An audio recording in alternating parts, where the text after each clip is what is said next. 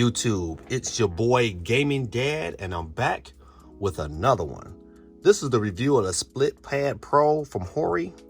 But before we get into this video, hey, if you like the content that we create on this channel and you like the things we talk about from a normal dad's perspective, hit the subscribe button, man. Hopefully by the end of this video you'll enjoy it. If so, hey man, hit the like button, share the video for us. We really appreciate it. Become a supporter of this channel and hit that subscribe button. Without any further ado, let's get into this review. Bars. When I first noticed these these split pad controllers, first thing that came at me right off the jump was the size of them. Even though it makes the Nintendo Switch look weird, I'm gonna talk about that in my cons. However, for the pure comfort and how you play games, they're great. And if you can see right now, within this video, this picture here, you see the difference in size between this small Joy-Con and this split con here. I mean, it's tremendous, but they feel so great in the hands. You would think looking at them they would be heavy, but they're not. They're very, very light. Very, very, I mean, paper light. I mean, they seem even kind of hollow when they're by themselves. But I mean, I don't know if that's a bad thing. I wish it had some internals where, you know, you can kind of, you know, use them as regular Joy-Cons. But however, I'm not using them for that. I mean, I think these controllers, they have their own little niche, and they're really directed at people who like to play games that doesn't require rumble or gyro. If your game doesn't require those things, these are excellent. By far the best, if that is not what you're looking for. So by far, that was number one. Just the mere size and the feel of it in my hand, especially with the Switch. The second thing, without a shadow of a doubt, is these thumbsticks. Man, these thumbsticks are like butter. Nice snapback, nice travel distance. Cannot complain. You know, even though like the buttons aren't the best, but you know what? They have a nice snap to them. So I didn't have any complaints on that. Spawnway did, man. I'm telling you, if you're not subscribed to Spawnway, man, you need to get on his channel. His channel is the truth. But he did a review of these here, and I have to agree this. You know, even though it doesn't have a spring action that kind of spring these buttons back up, but I guess the memory rubber in here is good enough where, you know, you get a nice tactile response when you hit the buttons on the top. So that's another definitely added plus. So next up, one of the things I like about these controllers also is they have these rear buttons that are mappable. So depending on the game, you can actually, you know, add this kind of your trigger in certain shooting games if you set it up that way. I have not done it yet, but people have reached out to me and let me know that you can do it on certain games like Doom. Any game that allows you the opportunity to map your buttons. This controller works just fine, and it's very comfortable. You know, one of the major things I also like about it is that, you know, I don't have to take these bad boys off if I don't want to. If I just want my Switch to be that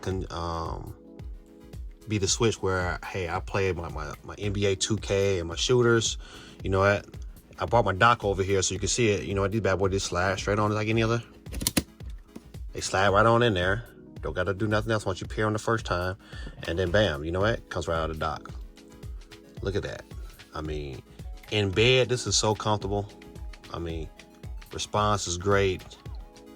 D-pad is pretty good also, and I like the D-pad on this here. I don't think it's not as good as the D-pad on the Switch Lite, but it's serviceable. I don't have any major complaints like, oh, this is terrible. I mean, it works pretty good, hands down. The Split Pad Pro Joy-Cons are really, really good for sports games. I played a lot of 2K, like I said before earlier in the video, and you know, I let my son play soccer on it, but I don't get no footage of the soccer game. But however, I mean, I know he enjoyed it, and I love it with 2K. I mean, it just, compared to the regular Joy-Cons, it's just a more satisfying experience. Just like you're just not losing anything, you know, almost like playing with a pro controller. I also found it quite comfortable playing platforming games like Cuphead, and also played some Ori and the Blind Forest. The D-pad was a lot more impressive than I originally assumed it to be. So I mean, I think it's overall a pretty good package. Man, it just it's just missing a couple key ingredients. So let's look at the cons when it comes to these split pad pros. I think first of all, you gotta address the elephant in the room. These things are light. They have nothing in them. That means no gyroscope, no rumble. That is huge. Especially, I don't know how you guys felt when you first played Breath of the Wild. No matter if you had the Pro Controller or you had the Joy-Cons in hand, man, when you get close to a shrine, man, that bad boy get to vibrating. I mean, that's a sensation, man, that you just gotta have in those kind of games. So that's number one. Number two, you can't use them detachable. Once these bad boys detach, they only connected through Bluetooth, so they don't have that ability to be able to be used by themselves. So without these bad boys connected, they're worthless. They don't do you no good. Also, if you really look at this bad boy here, this is it makes it so huge. It kind of reminds me of a Batman boomerang. I mean, this bad boy is humongous. You are not pulling this out in the public and using this. I'm sorry, it does not make this portable at all. It just makes it look so big. I mean, golly. But it's comfortable. Listen, I tell you this much here. I love playing NBA 2K on here. You see it right there on my screen. I love it. I was playing Ori and the Blind Fish, and I liked that the D-pad felt really good. So you know what I mean. At first, I thought I would like the switch lights. D-pad might be a little better, but I don't know. I was digging it. So I gotta get some fighting games on here. I can get to playing some Mortal Kombat, and then that'll be probably the true test.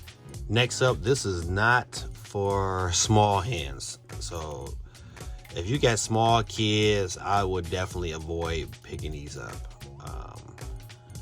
They might have a little time. That might be a little too much, but small hands probably won't like this. Too much is probably too much to reach some of these buttons because these controllers are big, but it's comfortable though. I listen, my thumb fits right on there, and I can get it in. No problem here with that situation. But the last thing I think is wrong. Once again, it's only Bluetooth, so it will not wake your console. So if you just had bad boys off and you want to hit the home button, it won't wake it. You gotta wake it from the top power button over here. So YouTube, what is my score for these things? What would I rate these things? I think one thing that's so wonderful about the Switch, man, is that it can appeal to any type of gamer. If you have grown to love gyro and rumble, no matter what your hand size, these are not for you.